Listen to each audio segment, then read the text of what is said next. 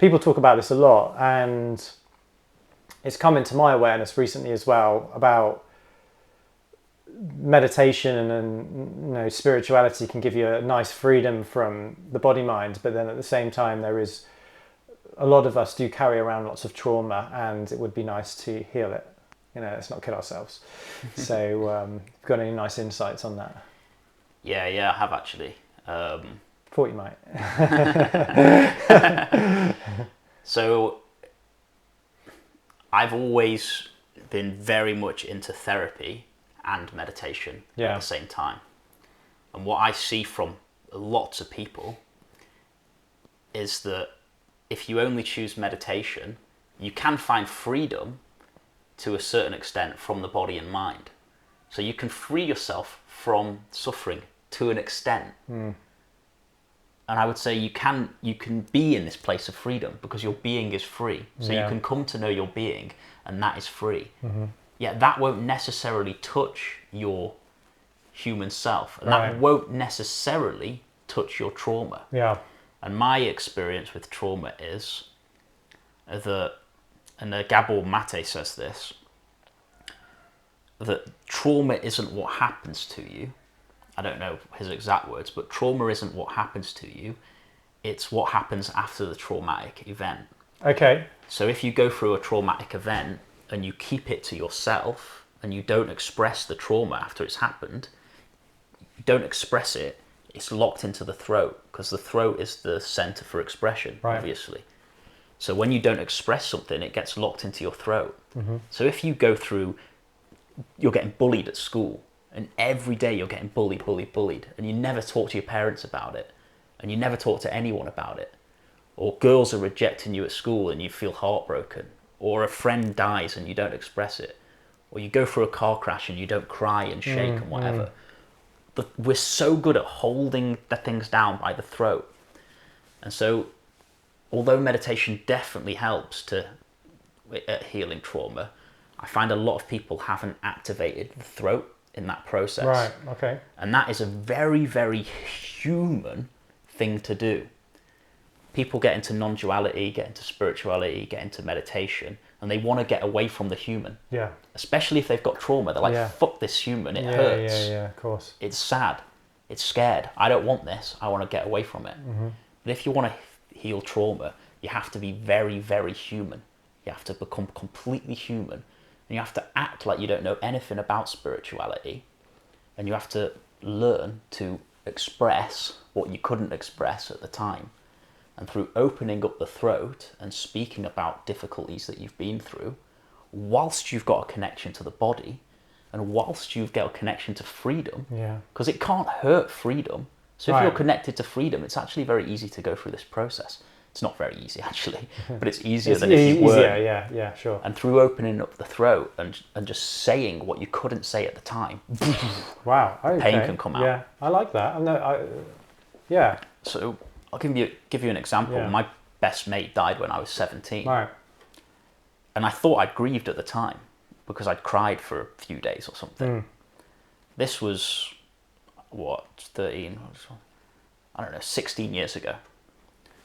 And last week, with my therapist, I was just talking to her and I was in the body, right in the body, expressing some pain about something else. And my friend Matt came into my consciousness and I just told my therapist, oh, and my best friend died. And when I said that, I just started screaming. And the pain of the grief, I couldn't grieve like that at the time. No one was holding space for me to drop to my knees and bawl and cry and wail and scream like, I love you, I miss him. That all came out 16 years later. Right. Through me simply opening the throat chakra and telling somebody in presence what I went through. Interesting. And this is an art, and we have so many things. We go through so much stuff in our life. We do. And if you're holding it down by your throat, it doesn't matter how much meditation you do. There's a lot of it shame. So something might happen to you and you don't want to clearly express your emotion because of shame to how you might come across.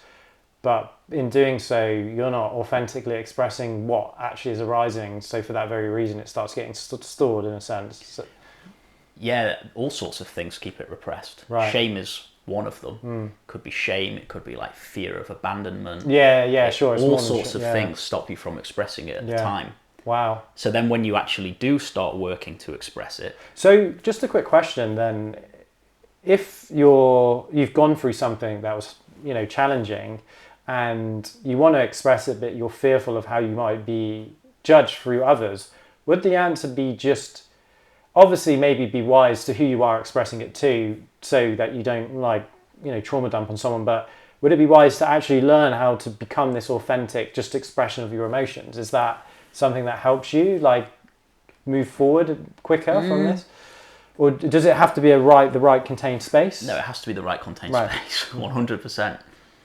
So you learn this either on your own or with a therapist. Right, okay. I wouldn't want to say you have to find a good therapist because they're few and far between. Not everybody has access to a good therapist. Yeah. So there's two ways you can do it. There's a few ways you can do it. I'll just share what I've done. Yeah.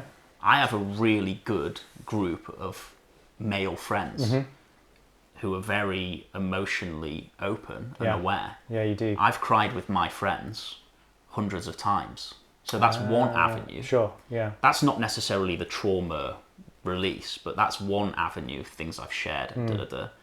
The other is I've had two literally enlightened therapists, spiritually enlightened therapists, who I've worked with on a weekly basis.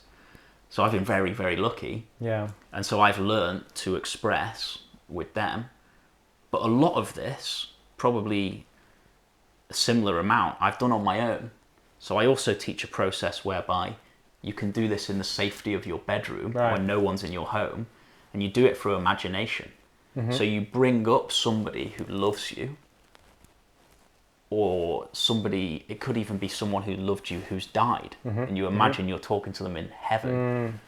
Or it could be a therapist you used to have, or a teacher at school that loved you, or your idealized version of your parents. Yeah. And you have the conversation in your imagination. You keep your eyes open, at least I do, and you imagine them there, and you say what you want to say, which you couldn't say at the time. Okay. So if you went through something traumatic when you were at school, and what did you really fucking need to say?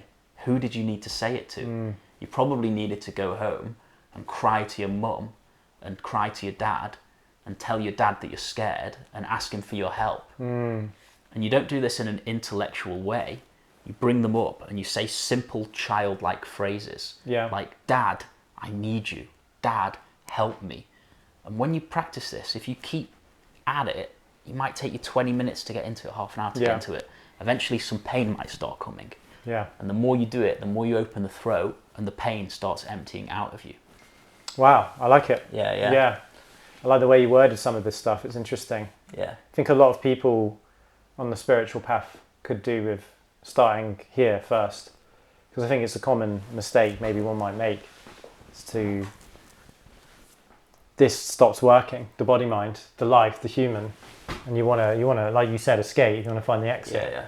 But it's better to actually just turn around and face that first, because again, trying to escape, you can't really escape it anyway. It doesn't work like that. You get moments, but you're just sucked back in. And as we were discussing earlier, eventually when certain insights or awakenings arise in you, to be able to contain that, your body needs to be ready for it so it doesn't become overwhelmed. I think it's really, really important, and I know I've already said this, to do your psychological, emotional therapy healing work alongside spirituality. And don't beat yourself up if you haven't been doing it, because the spirit, you can't fuck this up and you can't get it wrong, and we're given what we are given at exactly the right time. And if somebody has a really difficult psychology and emotional world because of some trauma, and they've been hammering it with meditation and spirituality, that hammering it with meditation and spiritual inquiry will have taken them a really long way.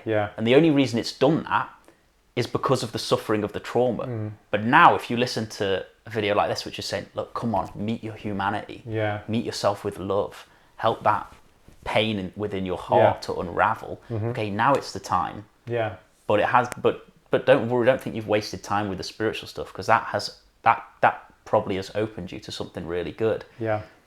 It all comes at the right time. For me, they both came basically at the same time. But for some people, they're into spirituality for ages and then they get into healing. Some people are into healing for ages, and that's a trap as well. Yeah, for sure. Thinking that you constantly have to heal yourself. Yeah. Thinking that you have to heal every single wound inside you before you're free. Because it just constantly reinforces the doer, the thing. So someone who's in that, I'd be like, look, come on, wake up, you're already free. Yeah. So you got to... It's fine balance. It's a balance. Cool. Yeah. I like that. Thank you. Yeah. This has been really insightful, and I hope you guys enjoyed it too. Please comment down below, give it a like. Cool. Yeah, thank you guys.